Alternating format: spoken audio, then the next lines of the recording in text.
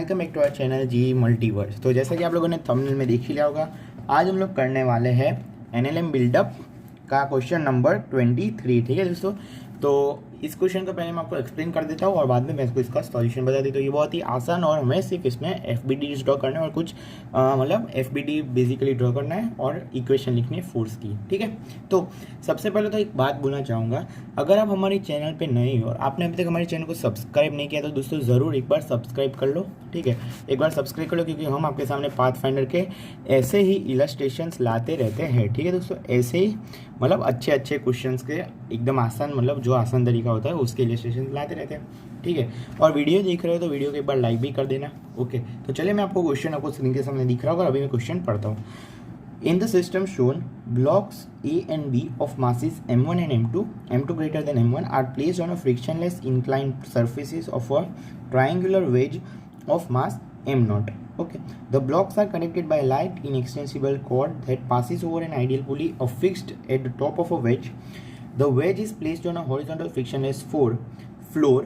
If initially the system is held motionless and then set free, find acceleration of wedge. Acceleration due to gravity is G. ठीक है, तो आपको भी question में समझा दी, तो क्वेश्चन में हमें पूछा क्या है। ठीक है दोस्तों, तो क्वेश्चन में बेसिकली हमें क्या दिया है, क्वेश्चन का पहले तो डायग्राम बना लेता हूँ मैं। ये थोड़ी लाइट कम आ रही है शायद, मुझे ऐसा लग रहा है। ठीक है, अभी देख लो। तो सॉल्यूशन, ठीक है, पहले तो मैं क्या दोस्तों डायग्राम बना लेता हूँ कि डायग्राम में दिया कैसा है क्वेश्चन में। ये दोनों एंगल हमें मतलब दोनों सरफेसेस के एंगल ऑफ इंक्लिनेशन थीटा दिए हैं। ये बीच में पुली है, यहाँ से अपना ये जो ब्लॉक ए कनेक्ट हो रहा है और यहाँ से अपना ब्लॉक बी कनेक्ट हो रहा है। और ए और बी का मास जो है, ए का मास है m1 और इसका मास है m2 और m2 greater than m1 question में गिवन है। ठीक है, इसका तो हमें कुछ ज़्यादा मतलब फ़ायदा मतलब सिर्फ एक ही चीज़ एनालाइज करने के लिए होगा कि इसका वेज का एक्सीलरेशन कौन सी साइड होगा। और ये जो हमारा ये जो फ्लोर है वो फ्रिक्शन लेस दिया है, मतलब म्यू 0 है उसका। तो दोस्तों ये m2 जो है वो ग्रेटर देन m1 है, तो ये ऐसे जाएगा। ठीक है, मतलब ये ऐसे जाएगा, तो ये किस साइड जाएगा, ये वेज इस साइड जाएगा, कॉमन सेंस से। ठीक है, वेज राइट साइड बढ़ेगा। तो मैं दोस्तों क्या मान लेता हूँ, ये अपनी वेज है और इसका मास है m0। ठीक है, वेज का मास है m0, तो वेज का मास मान लिया m0 और उसका एक्सीलरेशन में a इस साइड मान लेता हूँ। ठीक है, इतना आपको समझ में आ गया। वेज का मास m0 है और उसका एक्सीलरेशन मैंने a मान लिया। तो अभी मैं दोस्तों m1 वाले ब्लॉक को अगर मैं पकड़ूं, ये वेज का सरफेस है। ठीक है, ये वेज का सरफेस है अपना। तो m1 वाले अगर मैं मास को पकड़ूं तो उस पर दोस्तों एक फोर्स, मतलब ऐसे मैं देखूँ तो इक्वल क्या लग रहा होगा, m1g cos थीटा। ये तो आपको अभी याद ही होगा, और इस साइड लग रहा होगा m1g sin थीटा। ठीक है, इतना तो आपको अभी कंपोनेंट ब्रेक किए सिर्फ मैंने, और कुछ नहीं। और वेज के कारण उस पर क्या लग रहा होगा दोस्तों, नॉर्मल। और दोस्तों मैं यहाँ पे वेज भी बना देता हूँ तो आपको कोई कन्फ्यूजन ना हो कि ये वेज है और उस पर हम ये दोनों सरफेस, मतलब ये दोनों वेज के सरफेस और ये रखा है। ठीक है, तो अभी जो नॉर्मल है वो क्या है दोस्तों, अपना एक्शन रिएक्शन फोर्स है।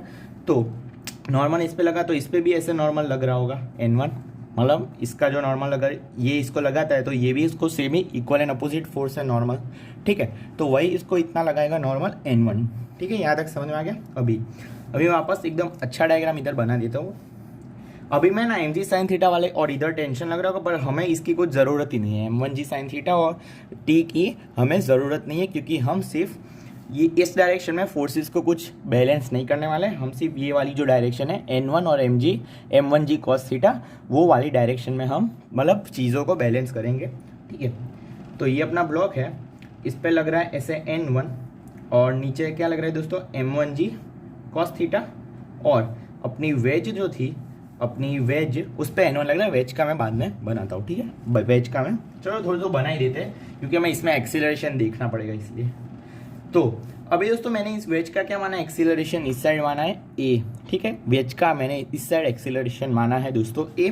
तो अभी अगर ये ब्लॉक यहाँ पे है, मतलब ये ब्लॉक दोस्तों देखो यहाँ पे है, ये ब्लॉक यहाँ पे है और ये वेज पे है, और ये वेज से ए एक्सीलरेशन से जा रहा है। ठीक है, वेज जो है अपनी ए एक्सीलरेशन से जा रहा है, तो ये पार्ट जो होगा वो भी ए एक्सीलरेशन से जा रहा होगा ब्लॉक का। ब्लॉक का ये पार्ट होगा वो भी इसी के साथ जा रहा होगा, क्योंकि ऐसा तो है नहीं कि ये कॉन्टेक्ट लूज कर जा रहा है वेज से, ऐसा हमें क्वेश्चन में गिवन नहीं है। तो ये भी एक्सीलरेशन से जा रहा होगा। तो इसके अगर ये एंगल थीटा है तो ये लाइन में देखो तो ये एंगल भी थीटा हो जाएगा अपना, ठीक है, ये एंगल और ये एंगल थीटा होगा। तो इसके मैं कंपोनेंट करूँ तो ये कितना आ जाएगा, ए साइन थीटा, और ये वाला आ जाएगा ए कॉस थीटा। मतलब हमें इस डायरेक्शन में कुछ ज़रूरत ही नहीं लिखने की, क्योंकि हम उस डायरेक्शन में एनालाइज ही नहीं कर रहे चीज़ों को, ठीक है। तो इसका वेज इस साइड जा रहा है ए से, तो ब्लॉक भी ऐसे ए से ही जा रहा होगा, तो उसका इस वाली डायरेक्शन में एक्सीलरेशन आ गया अपना ए साइन थीटा, ठीक है। इतना आपको सबको समझ आ गया। तो अभी मैं क्या करूँगा, ये मैं वापस अपना ब्लॉक ए बनाया, मैंने वापस अपना ब्लॉक ए बनाया, उस पर ऐसे नॉर्मल n1 लग रहा है, और अब उसका एक्सीलरेशन इस साइड कितना है दोस्तों, ए साइन थीटा, और उस पर नीचे क्या लग रहा है दोस्तों, m1g कॉस थीटा। ये दोस्तों एक्सीलरेशन है, और ये उसका उस पर फोर्स जो लग रहा है वो है, मतलब उस पर मतलब जो फोर्स है, दोनों कन्फ्यूज मत हो जाना कि मैंने सेम लिख दिया, ठीक है। तो इतना मेन समझना है कि ये ब्लॉक होगा वो भी इस साइड ए से ही मूव कर रहा होगा, तो इस पर भी नीचे क्या लग रहा होगा, मतलब इसका कंपोनेंट करेंगे, ये एंगल थीटा, तो ये एंगल भी थीटा होगा, तो इसका इस साइड आएगा ए साइन थीटा, और कॉस थीटा वाले को हम एनालाइज नहीं कर रहे। मैंने स्टार्टिंग में ही बोला कि हम ये वाली जो लाइन है उसको एनालाइज नहीं कर रहे, मतलब ये जो है लाइन, मतलब कोई भी एक्सिस हो उसको एनालाइज नहीं कर रहे। तो ए साइन थीटा आपको समझ में आ गया। अभी मैं इसकी एक एनालिम इक्वेशन सीधी सीधी लिख देता हूँ, m1g cos theta minus n1 equals to m1a sine theta, ठीक है। ये मैंने इक्वेशन एक लिख दी, ये हम मान लेते हैं फर्स्ट इक्वेशन। अभी हम सिमिलरली दूसरा जो इधर ब्लॉक होगा अपना, इस साइड भी एक ब्लॉक होगा अपना m2, उस पर करेंगे चीज़ें, ठीक है। अभी सिमिलरली हम m2 जो अपना होगा उस पर करेंगे। तो अपनी ये अब वेज ये है और ये चीज़ें हैं अपनी, ये अभी मैं इसी साइड का सरफेस दिख रहा हूँ, ये डायग्राम, ठीक है दोस्तों, चलेगा, आपको समझ में आ जाएगा। तो अभी ये हमारे रहा m2।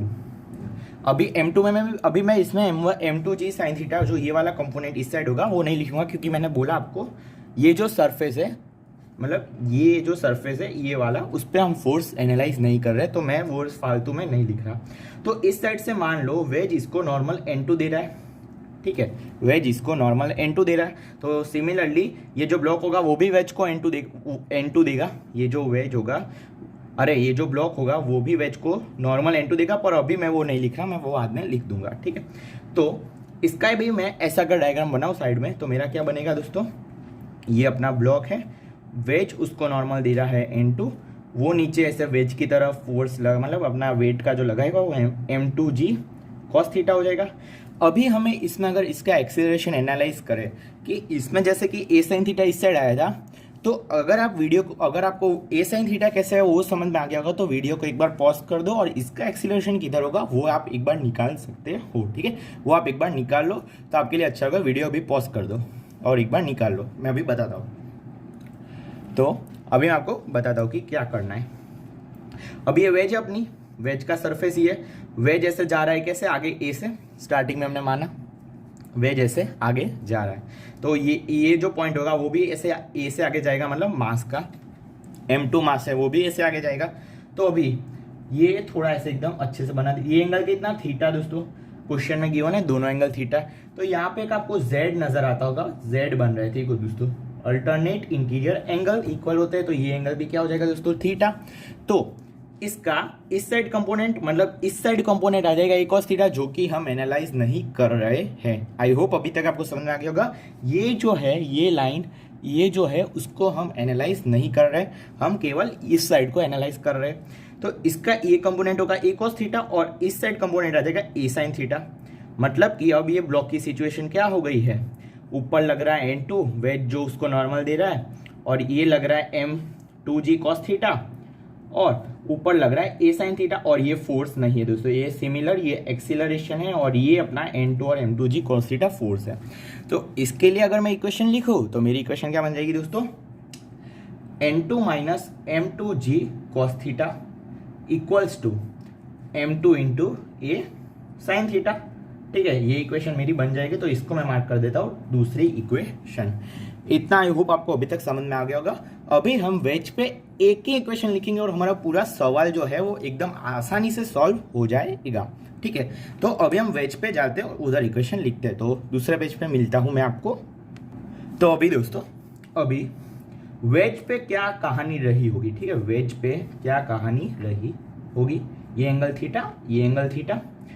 तो दोस्तों इसमें हम टेंशन को इग्नोर तो नहीं कर रहे, इग्नोर नहीं कर रहे, जो टेंशन लग रहा होगा रस्सी में बस सिर्फ हम उसमें एनालाइज नहीं कर रहे, क्योंकि ये दोस्तों देखो नीचे लग रहे होंगे, मतलब इसका अगर आप ये जो टेंशन रस्सी में लग रहा है पुली पे टी लग रहा है, क्योंकि आपको डाउट भी आ सकता है कि हमने पुली पे जो रस्सी है इनएक्सटेंसिबल कॉर्ड है उसका हमने कुछ इफेक्ट नहीं लिया। इसीलिए नहीं लिया क्योंकि मैं इस जो अपनी वर्टिकल डायरेक्शन है उसमें कुछ एनालाइज ही नहीं कर रहा हूँ, और हॉरिजॉन्टल डायरेक्शन में तो आप देख सकते हो दोनों कैंसिल हो जाएंगे, क्योंकि अगर ये थीटा है, ये थीटा है, तो इधर से मैं ऐसे जेड बनाऊंगा, इधर से मैं ऐसे z बनाऊंगा तो ये एंगल मेरा थीटा आएगा, तो ये टी कॉस थीटा कैंसिल हो जाएगा। ठीक है, टी कॉस थीटा कैंसिल हो जाएगा, तो हॉरिजॉन्टल में कुछ जरूरत नहीं पड़ेगी।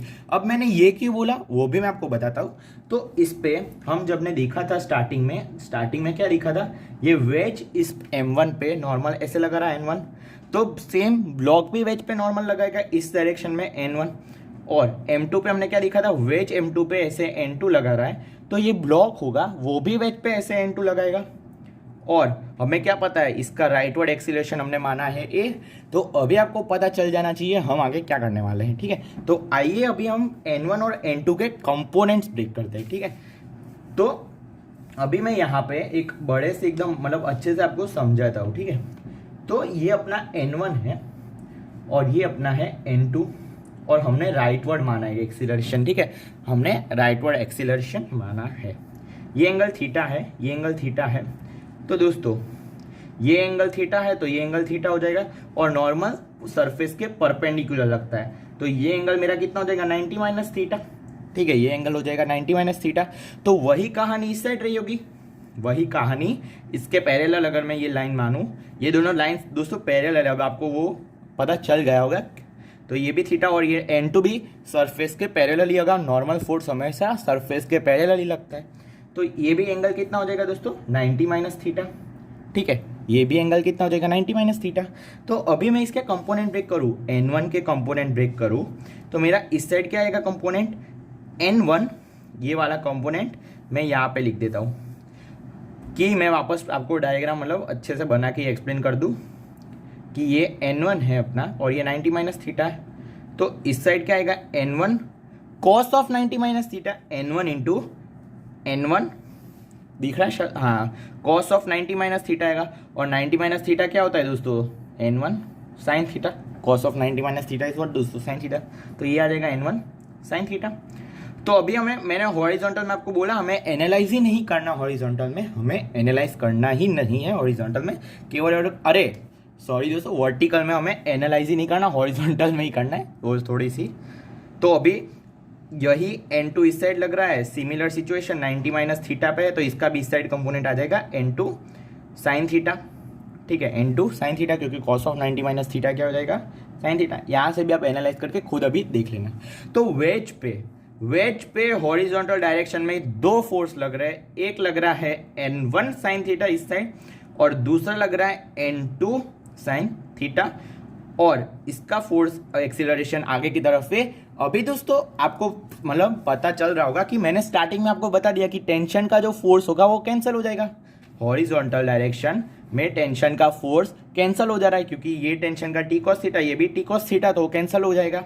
इसीलिए हमारा कुछ ये जो पुली के जो स्प्रिंग कनेक्ट हो रहे हैं, स्ट्रिंग जो कनेक्ट हो रहे हैं, उसका इफेक्ट नहीं पड़ेगा। आपको ये डाउट नहीं रहना चाहिए कि हमने स्ट्रिंग का कंसीडर क्यों नहीं किया, कुछ भी, ये कैंसिल हो जाएगा हॉरिजॉन्टल डायरेक्शन में।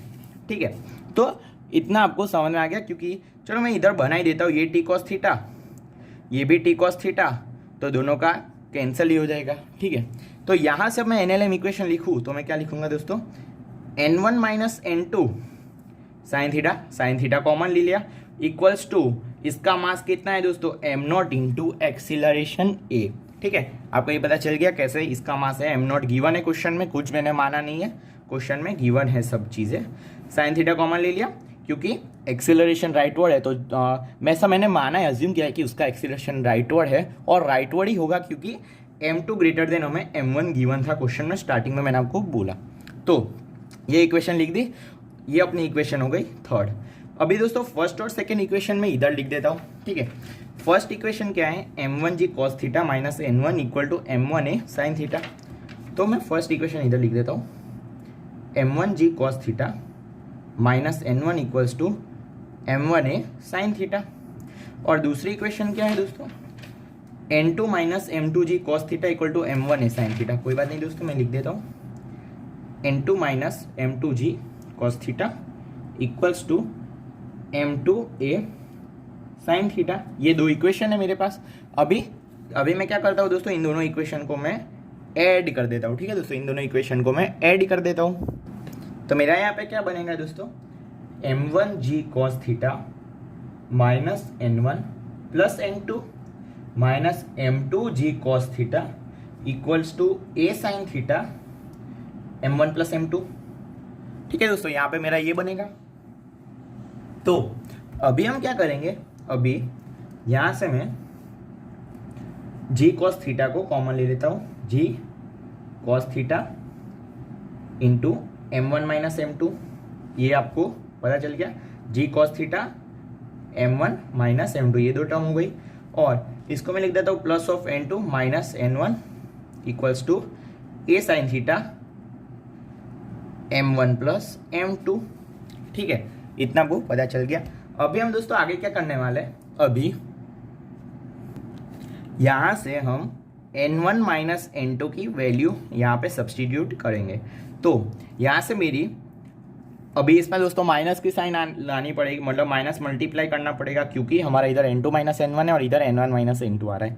तो इधर से मैं करूँगा n2 minus n1 equals to minus of m not a upon sine theta. ठीक है, ये आपको ध्यान से दोस्तों, कोई उतावल नहीं है, जल्दबाजी नहीं है। m नॉट है, उसके साइन में माइनस लगा दिए तो n2 आगे आ गया अपॉन साइन थीटा। ये आपको समझ में आ गया, बहुत ही बढ़िया। तो अभी हम क्या करते हैं, g cos theta m1 minus m2 minus of, अभी माइनस है, ये जो हमारे आया वो माइनस है, तो इसको मैं उधर जाके प्लस कर देता हूं। तो क्या है, a sine theta m1 plus m2 plus m not a upon sine theta. ठीक है दोस्तों, इतना आपको सबको समझ में आ गया। तो अभी हम क्या लेंगे दोस्तों, LCM। ये जो होगा वो इस तरह मल्टीप्लाई हो जाएगा, ठीक है, ये जो होगा वो इधर मल्टीप्लाई होगा। तो अभी दोस्तों देखते हैं क्या बनेगा। दोस्तों मैं दूसरे पेज पे आपको बताता हूँ एकदम अच्छे से। तो अभी हम क्या करेंगे, ये यहाँ तक आपको समझ में आ गया equation, g cos theta m1 minus m2, पहले जो ऊपर इक्वेशन है वही मैं लिख देता हूँ, a sine theta m1 plus m2 plus m not a upon sine theta. तो दोस्तों यहाँ पे मैं एलसीएम ले लेता हूँ, 20 पेज को थोड़ा साइड में रख देता हूँ। एलसीएम लूंगा तो क्या बनेगा, g sine theta cos theta m1 minus m2 equals to a sine square theta m1 plus m2 plus m not a। ठीक है, प्लस m नॉट a, और ये इधर जाने दिया मैंने। ठीक है, अभी आपको कुछ दिक्कत नहीं होनी चाहिए मैंने क्या किया इसमें। तो यहाँ पे मैं एकदम अच्छे से समझा देता हूँ। ठीक है, ये साइन है, इस साइन थीटा है, इसके साथ लूंगा तो साइन स्क्वायर थीटा बन गया मेरा, और m1 plus m2 as it is, और m नॉट है, और ये जो साइन थीटा इसके अंदर में आएगा एलसीएम लेके, वो मैंने उस साइड जाने दिया। तो मेरा बन जाएगा g cos theta m1 minus m2 तो पहले से था, और साइन थीटा उसमें ये वाला आ गया। ठीक है, आई होप यहाँ तक समझ में आ गया।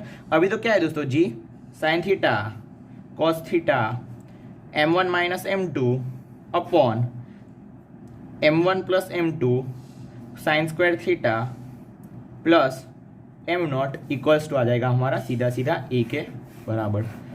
ठीक है, तो मैंने यहाँ पे बेसिकली इसमें से एक कॉमन ले लिया, और ये जो टर्म बचेगी उसको मैंने इधर आने दिया। तो हमारा सिंपली a का वैल्यू आ गया। हमें साइन थीटा की वैल्यू पता है, मतलब sine theta non, cos theta non, sign square theta non, और हमें क्वेश्चन में m1 m2 और m नॉट गिवन था, तो हमने उस हिसाब से कर लिया हमारे इक्वेशंस को। 3 इक्वेशंस था उसको सॉल्व। तो यहाँ पे बेसिकली मेन चीज़ क्या थी, हमें मेन चीज़ जो करनी थी वो हमें इस डायरेक्शन में चीज़ें को एनालाइज नहीं करनी थी, बल्कि हमें इस डायरेक्शन में जो चीज़ें थी उसको एनालाइज करनी थी। तो वही हमने किया और हमारा आंसर जो है वो एकदम आसानी से आ गया। तो ये आई होप आपको ये जो n1 sine theta minus n2 sine theta equal to m0 है वो वाला पार्ट समझ में आया होगा। और आगे जो मैंने बोला कि n1 इस पे नॉर्मल लगाएगा वेज, तो ये ब्लॉक जो होगा वो भी वापस वेज पे नॉर्मल लगाएगा। एक्शन रिएक्शन फोर्स, ये आपका कंसेप्ट थोड़ा स्ट्रांग होना चाहिए एनएलएम में। और बस हमने वही चीज़ एनालाइज की। और इसमें और एक चीज़ जो हमने यूज़ की वो ये चीज़ यूज़ की कि अगर एक वेज है वो आगे ए से जा रही है तो उसका ये ब्लॉक भी एक्सेलरेशन ए से ही जाएगा, वरना ये उछड़ जाएगा, मतलब ब्लॉक उस पर नहीं रहेगा अगर वो सेम एक्सेलरेशन से नहीं जाएगा तो। और क्वेश्चन में मैं बोला था इनिशियली वो सब एकदम एक चीज़ पे सेट थे, मतलब रेस्ट पे थे तीनों चीज़ एक दूसरे के रिस्पेक्ट में। तो इधर से हमें एक्सीलरेशन उसका कंपोनेंट ले लिया ए साइन थीटा, वो हमने m1 के लिए किया, बाद में सिमिलरली हमने m2 के लिए किया वो चीज़ एनालाइज, उसके लिए इक्वेशन लिखी, इस m1 के लिए इक्वेशन लिखी।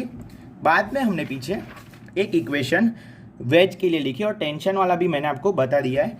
टेंशन वाला भी पार्ट जो है वो मैंने आपको बता दिया है कि वो कैंसल हो जाएगा। तो आई होप आपको जो ये सॉल्यूशन है मेरा वो अच्छे से समझ में आया होगा। और अगर आपको ये वीडियो पसंद आया और अभी तक देख रहे हो तो वीडियो को ज़रूर एक बार लाइक कर दो और चैनल पे नए हो तो चैनल को सब्सक्राइब कर दो, क्योंकि हम आपके लिए ऐसे ही अमेजिंग टॉपिक्स के सॉल्यूशंस, मतलब अमेजिंग क्वेश्चंस के सॉल्यूशंस लाते रहते हैं। और हाँ दोस्तों, इंपॉर्टेंट चीज़ तो बताना रह गई, ये हमारा था सब्सक्राइबर्स चॉइस का, मतलब हमें किसी सब्सक्राइबर ने ये सवाल पूछा था तो हमने सॉल्व करके उसका सॉल्यूशन बताया। अगर आपको भी कोई क्वेश्चन में डाउट है तो आप कमेंट में जाइए, कमेंट करिए और हमारे से अगर वो क्वेश्चन होगा तो हम उसका ज़रूर वीडियो बना देंगे। ठीक है, तो थैंक यू दोस्तों मेरा ये वीडियो देखने के लिए।